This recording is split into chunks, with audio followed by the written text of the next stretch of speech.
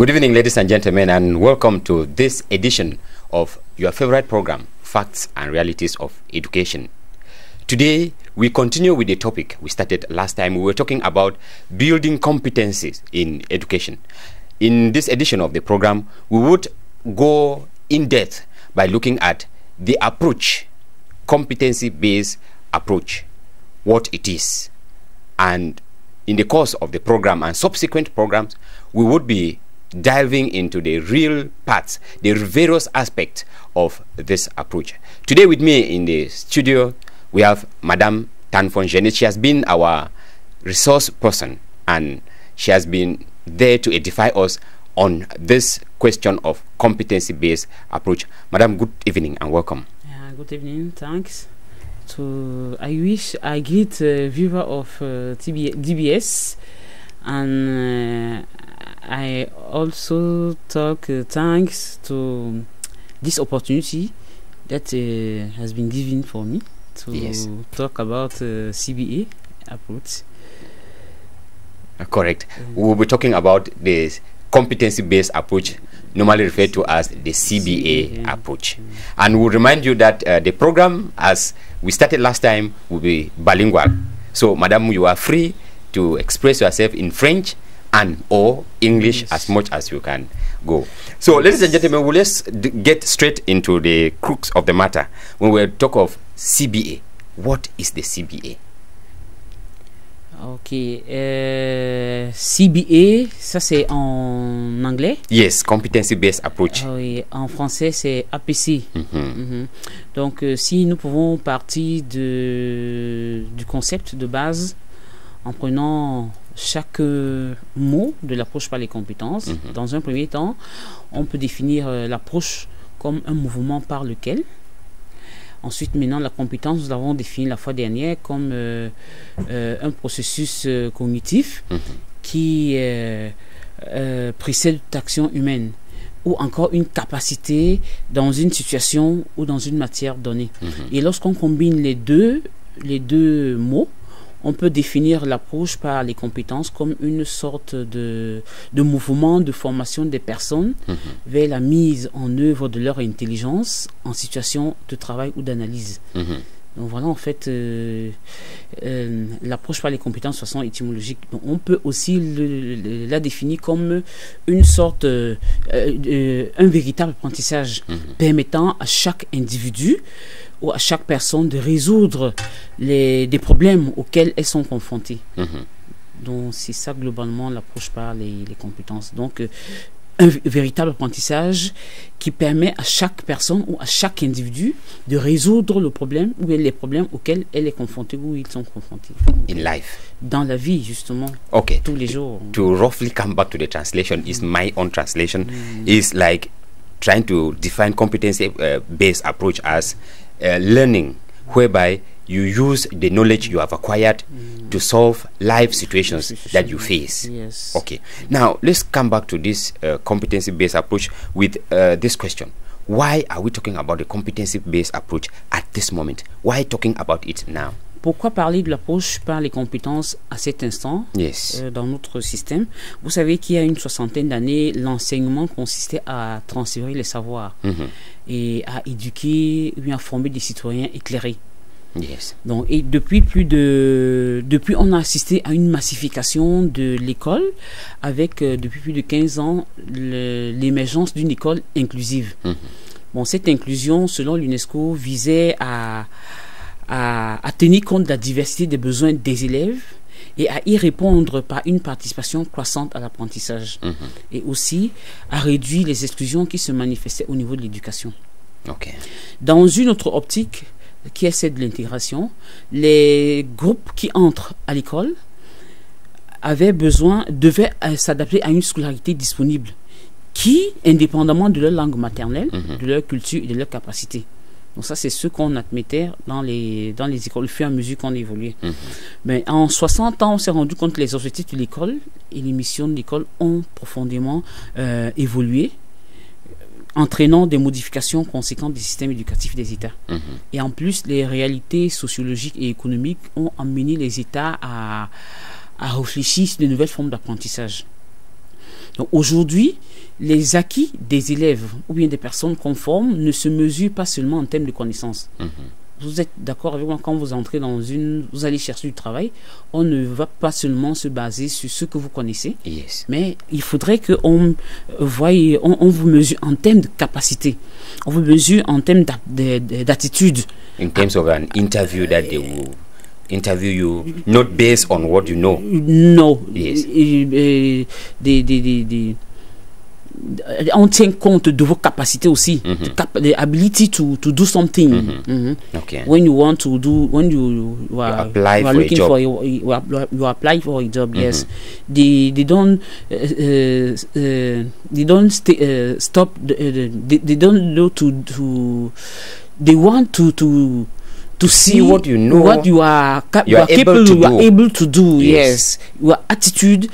Your attitude, face your colleagues, or how you, if you are able to, how you are able to interact with other behavior, how you behave with your colleagues, perhaps, not based on your knowledge, on what you know. Okay, they had what you know to your capacity or yes, your capacity.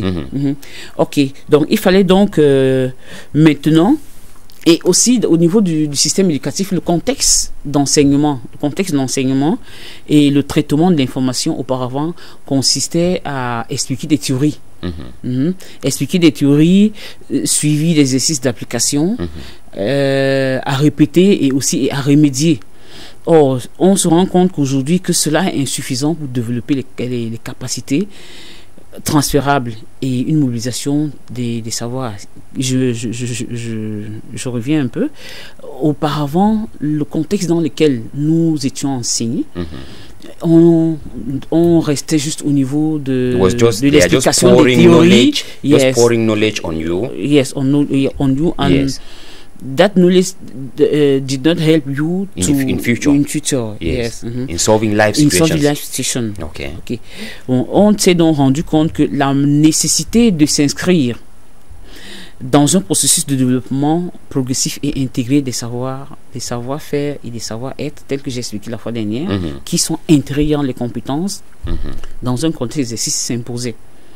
Alors, il fallait donc réfléchir sur une approche cohérente à l'objectif de former des praticiens réflexifs en posture de recherche qui fondent leur action, qui fondent et ajustent leur action sur l'évaluation des besoins et des progrès des élèves. Donc il fallait dire que tout ce que nous recevions comme savoir, nous n'arrivions pas à les développer de façon, nous n'arrivions pas à poser des réflexions.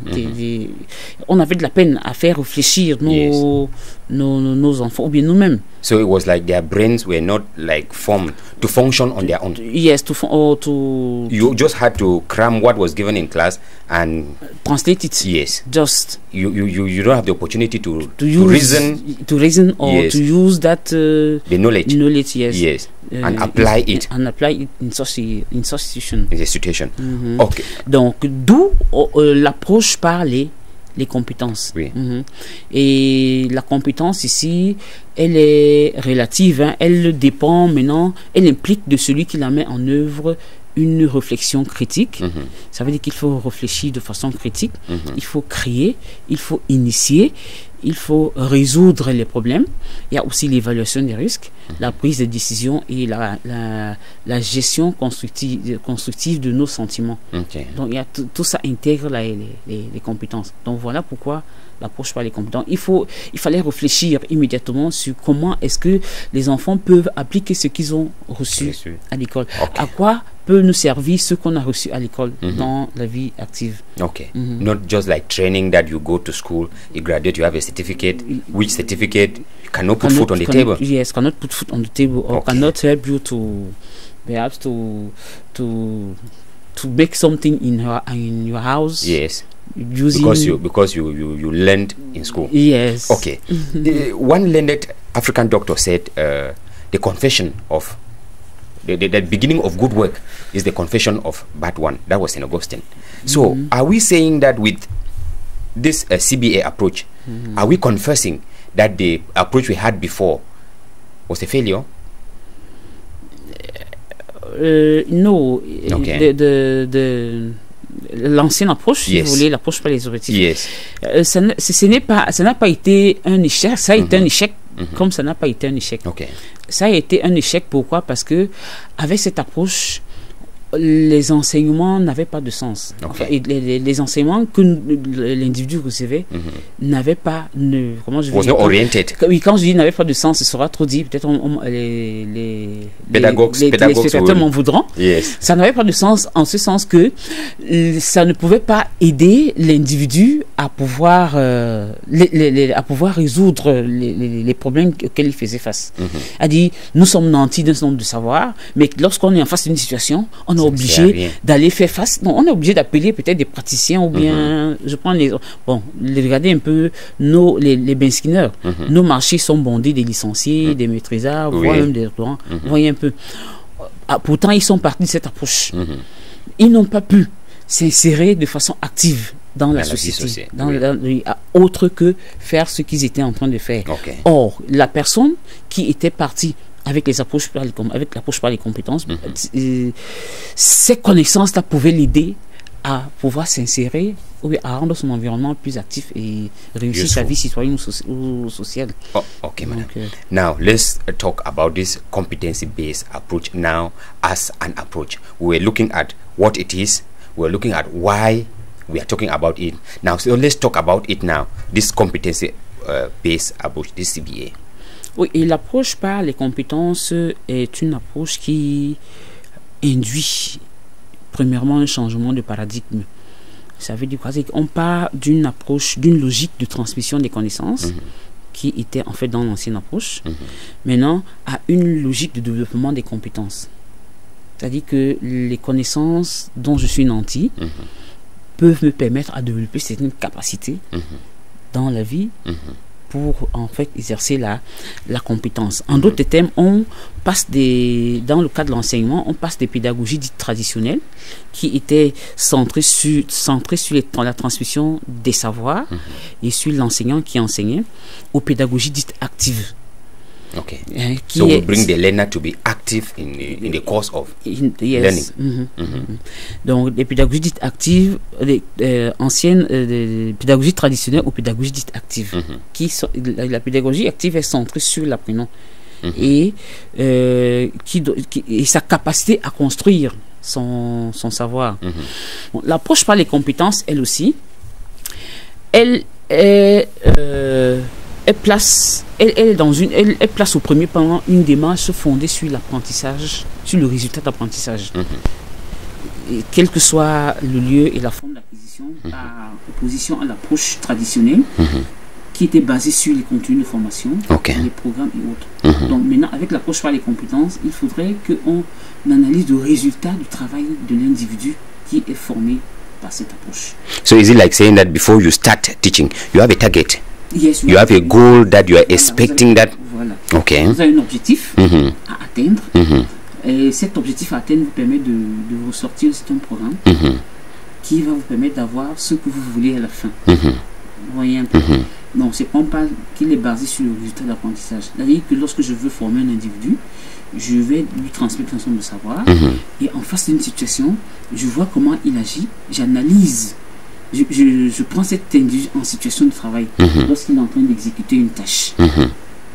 Et c'est à la fin que j'évalue donc s'il a été compétent ou il n'a pas été compétent. Bon, l'autre côté, c'est que l'APC consiste essentiellement à définir les compétences inhérentes à l'exercice d'un métier. Donc, et à les transposer dans un cadre d'élaboration d'un référentiel de formation. Ça veut dire quoi? Ça veut dire que celui qui est formé selon l'approche par les compétences doit à la fin exercer un métier. Ok. Par opposition à la traditional, yes. Où on avait des diplômes, mais à la fin on avait... They were not at least helpful. Voilà.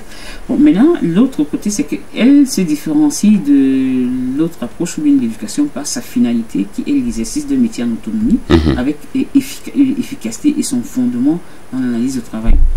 Et je vais aussi dire quelque chose.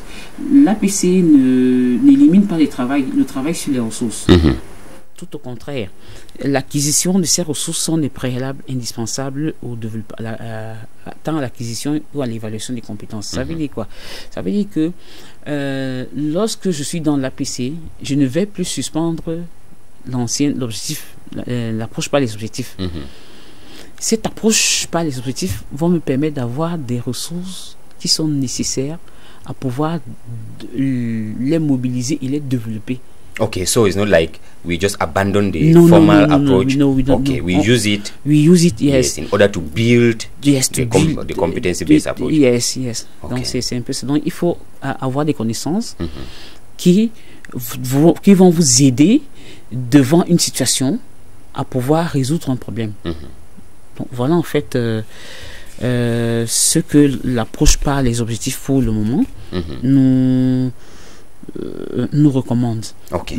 Now let's look at what are the targets, what are the objectives of this competency based approach. Because if we are adopting it, it means there is something in it that we did not have in the former approach. So what are the objectives? What do we want to achieve by using this approach? What are the objectives? Roguier, c'est toujours un pédagogue. Oui, il a ressorti 3 objectifs selon l'APC. Okay. 3 objectifs de l'approche par les compétences. Premièrement, l'approche par les compétences a pour objectif de mettre l'accent sur ce que l'élève doit maîtriser à la fin d'un programme. Okay. Oui, à la fin de chaque année scolaire. Donc plutôt que sur ce que l'enseignant doit enseigner. C'est-à-dire à la fin d'année, il faut que l'élève puisse maîtriser ce qu'on lui a enseigné. So work is like quantified. You need that by the end of this term or by the end of this year, the student should acquire this. Yes, okay. Yes. Et en plus maintenant, deuxièmement, l'approche par les compétences vient donner sens aux apprentissages.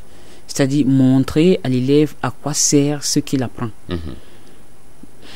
Ensuite, situer ces apprentissages par rapport à des situations qui ont du sens pour l'élève et à utiliser ces acquis dans des situations. Okay. C'est-à-dire quoi, ce que j'apprends à l'école, qu'est-ce que je fais de ça? À quoi est-ce que ça me sert? Oui. Quand l'enseignant qui vient enseigner, il doit enseigner les élèves au travers des situations réelles, yes. Les situations de vie, les situations réelles qui sont dans l'environnement de l'enfant. Okay. Vous ne pouvez pas venir parler du mont Everest ou bien d'un skieur qui est en train de faire son ski sur une neige au Cameroun, yes. Alors que vous n'avez pas, l'enfant n'a jamais vu de neige au Cameroun. Yes. Vous voyez un peu, parler à l'enfant du mont Cameroun. Il sait que le mont Cameroun. Voilà. Yes. Parler à l'enfant du mont Momboutus. Parler à l'enfant d'un embouteillage qui se trouve peut-être au rond-point que de lui parler de l'autoroute ou de je sais pas trop quoi. Vous voyez un peu. Donc on contextualise en fait les enseignements à partir des situations de vie auxquelles l'enfant peut faire face ou bien qu'il a dans son environnement. Donc c'est pourquoi on dit qu'il faut contextualiser les enseignements. Et l'autre volet de l'APC, on vous parle de APC bar ESV, which is approche par les compétences avec entrée par les situations de vie.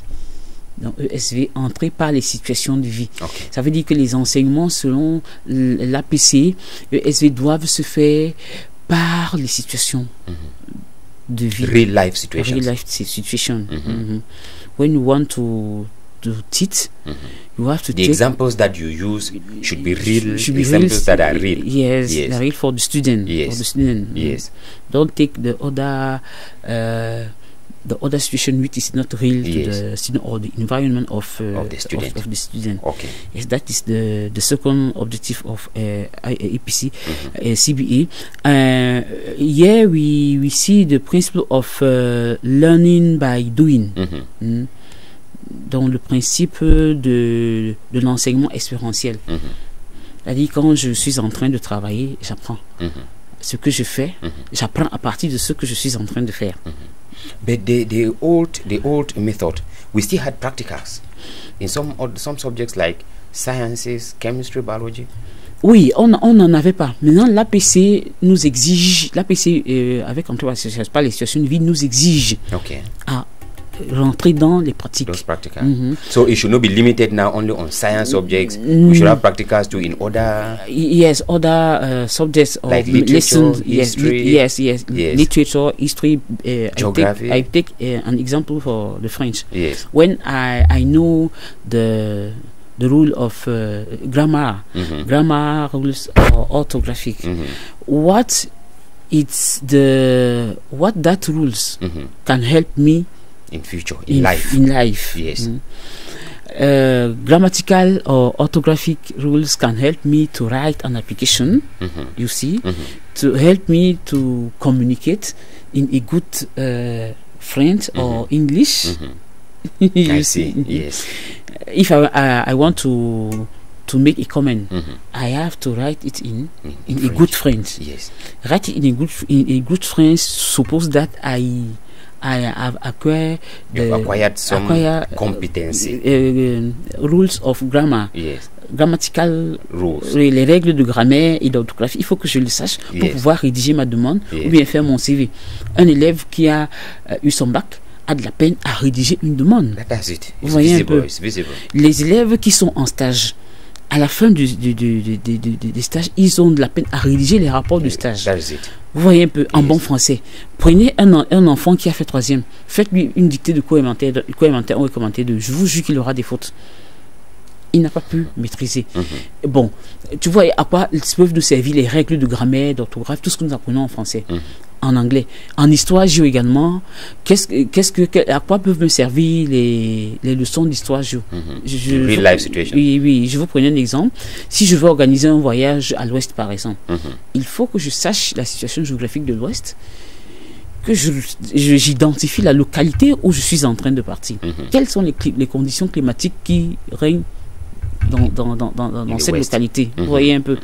Et je dois connaître aussi l'historique de cette localité ou l'historique de l'Ouest. Les qui vivent à l'Ouest, comment est-ce qu'ils vivent, qu'est-ce qu'ils font là-bas comme pratique, ainsi de suite, ainsi de suite. Mais il ne faudrait pas que j'arrive là-bas, je me mets à faire des choses qui sont contraires à ce que c'est. Vous voyez à quoi peuvent nous servir les leçons d'histoire, de géographie, ainsi de suite. Because we used to think that practicals were reserved for such commercial subjects or industrial subjects and scientific subjects. No. Even in literature, yes. Even in literature, it's the same. We can use it to solve a real life situation. Okay. And the third objective is that l'APC vient certifier les acquis des élèves en termes de résolution de situations concrètes, et non plus en termes d'une somme de savoir ou de savoir-faire qu'il faut peut-être restituer. Vous voyez un peu. C'est-à-dire que lorsque je finis les apprentissages, il faut que je me mette en une situation pour pouvoir certifier les acquis. C'est-à-dire que quand l'enseignant finit de faire son apprentissage en salle de classe, il faut maintenant, pour évaluer l'enfant par les compétences, il faut qu'il le mette en situation de travail. Okay. Sinon, ce ne sera plus ça. So assignments and homework exercises are compulsory, should be or recommended with this approach. Yes, it's recommended. And the other part is to put students to work in a situation, in real life situation. In a situation of work. Yes. Mise en situation de travail. They should constantly do something. Yes, do something. Yes, in relation to the topic. Yes, in relation in the topic what was treated. Yes, what they have done. C'est-à-dire que j'apprends, je suis dans une zone de savoir. Maintenant, l'enseignant va me mettre devant une situation for you to apply that où je dois mobiliser les ressources ou les connaissances qu'il vient de me donner pour pouvoir résoudre la situation particulière qu'il me pose. Lorsqu'on va évoluer, nous allons voir comment se font les apprentissages selon l'APC. Okay. C'est-à-dire lorsqu'on a fini l'apprentissage, il faut maintenant mettre les enfants devant ce qu'on appelle les situations problèmes qui embêtent encore beaucoup d'enseignants. On met les enfants devant une situation problème où on leur donne des tâches à exécuter. Et c'est en fonction de ces tâches dans l'exécution de ces tâches qu'on va les déclarer compétents ou non compétents. Donc voilà en fait les 3 objectifs de l'APC. Okay, before we proceed, when we talk about putting the learner in the center of the teaching-learning process, I had the impression, are we like neglecting the teacher? No. Teacher has his own role, his own part to play. Yes. Teacher is there to guide. Okay. To control, to accompagner, to accompany. To accompany yes, the student, to assist yes. Student in their work. When teacher put them in a real life situation, teacher control their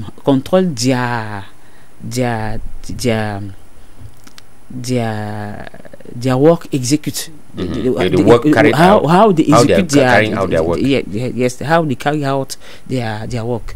Teacher is there. Okay. Canalize the resources. The resources, yes, of the student. When he want to teach, he'll give a real station, and student give what they demand what they have in their minds. Yes. Yes. Face the situation. Yes. After giving that initial representative in their mind, the teacher now help them canalize. Okay. If it's good or if it's not good or wrong. Yes. Okay. Socrates says no child is a blank slate. That is to say, no child is empty. No, every child has something to contribute. Yes. So it is the teacher's position now to help that child contribute it in relation to a particular situation. Yes. Okay. Yes. Madam, we for time constraints, let's come back to what are the principles of this approach. Le principe de l'APC avec entrée par les situations de vie, nous avons 2 principes suivant l'APC. Premièrement, il faut intégrer les apprentissages au lieu de les faire acquérir de façon séparée. C'est-à-dire qu'il faut les intégrer devant une situation au lieu de... C'est-à-dire que si je suis devant une situation, je ne dois pas seulement me dire, bon, comme je suis scientifique, je vais seulement utiliser les ressources scientifiques pour pouvoir résoudre le problème. Je dois aussi utiliser les ressources peut-être de la littérature, les ressources de l'histoire, des ressources de la technologie pour pouvoir résoudre mon problème. C'est qu'on dit il faut intégrer. Il ne faut pas seulement être, comme je suis un anglo, ou bien je suis un historien ou un géographe. Si je suis devant une situation, je dois faire une situation qui fait appel. Par exemple, aux ressources scientifiques. Will not come in relation to what you learn. Yes, it will come from any angle. Any angle. Okay. You have to integrate the knowledge from all areas. All areas, yes. And then use it to solve this particular problem. The second principle is that on doit déterminer et installer les compétences pour développer les capacités mentales et utiles chez l'enfant. C'est-à-dire que l'enfant intègre, maintenant il faut qu'il développe, il faut que ces apprentissages, mais ces acquis soient installés dans sa mémoire pour qu'il puisse les mobiliser plus tard pour pouvoir résoudre un problème. C'est pourquoi la fois dernière, je disais que dans la compétence, il y a la mobilisation des savoirs. Le savoir-être, savoir-faire, savoir-être, savoir... non, on a défini 4 types de savoir. Un, les savoir-faire, les savoir-entreprendre, et ensuite les savoir-être. C'est-à-dire il faut la compétence intègre tous ces savoirs-là.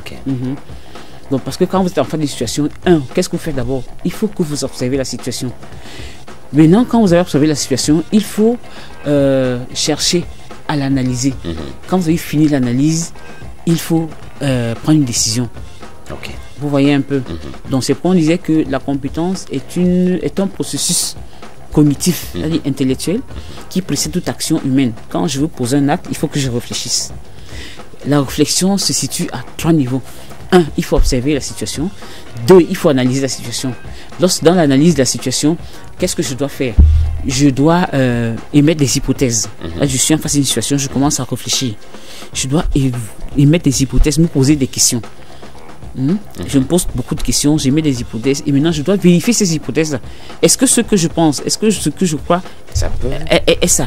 Donc il faut que je vérifie. Et la vérification intègre maintenant, fait appel à l'expérimentation. Il faut que j'expérimente pour savoir si ce que j'ai pensé est ça ou ce n'est pas ça. Donc l'expérimentation vient ici confirmer ou désaffirmer ce que j'avais émis comme hypothèse. Donc lorsque j'ai fini cette expérimentation et j'ai constaté que oui, c'est juste ce que j'avais pensé ou ce n'est pas juste, il faut maintenant que je prenne une décision, que je modélise. Il faut maintenant que je prenne la décision d'agir. Donc voilà en fait où se réside cette histoire de compétences. Okay. So we situate a situation, a problem, we analyze it, and we post it an action. Yes. Okay.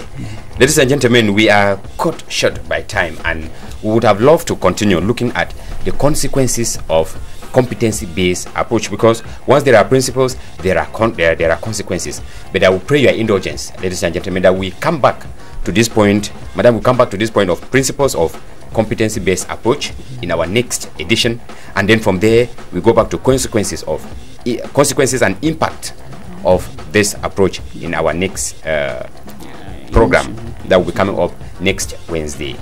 We will pray your indulgence, ladies and gentlemen.